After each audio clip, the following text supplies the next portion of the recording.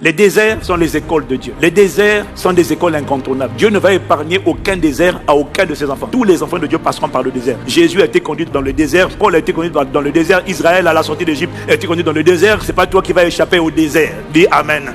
Ah ouais. Quand Dieu te conduit, tu passeras par le désert. Si c'est pas Dieu, tu passeras pas. Mais le désert, c'est pas un lieu physique. C'est juste un lieu spirituel, un positionnement spirituel. Dans les déserts, on rencontre pas beaucoup de gens. C'est la phase de ta vie où tu apprends à connaître Dieu. Et quand tu as des galères, pour toi, c'est un combat, c'est une attaque. Oui, mais c'est pas Dieu qui a envoyé la maladie. Par contre, il peut faire de ta maladie un désert. Il peut faire de ton chômage un désert. Un désert, c'est un lieu de rencontre, de révélation, où Dieu se révèle, où Dieu vient te révéler qui il est, où Dieu vient t'instruire et où Dieu vient te préparer quand tu vas sortir du désert. Une fois qu'il a réussi à asseoir en toi ce qu'il voulait asseoir en toi, il va te faire sortir de là pour opérer dans une dimension nouvelle. Mais le désert, c'est un lieu de brisement, c'est un lieu de solitude, c'est un lieu où tu dois apprendre à ne dépendre que de Dieu. C'est un lieu où tu n'as pas grand-chose, c'est un lieu où tu apprends à attendre la subsistance, la provision de Dieu seul. C'est un lieu où, quels que soient les contacts, les réseaux, les connexions que tu as, il n'y a personne qui peut t'aider. Dieu ferme les ponts, les gens que tu appelles ne t'aident pas, un tel ne t'aide pas. Dieu va te dire, l'homme ne vivra pas de pain seulement, mais de toute parole qui sort de la bouche de Dieu. Ce n'est pas pour toujours. Dieu ne conduit pas dans le désert pour te tuer. Dieu te conduit dans le désert pour se révéler à toi, pour briser ta confiance en l'homme, pour briser ta confiance en toi. Parce qu'à chaque fois tu dis, je connais un tel, je connais un tel. Tu vas te montrer que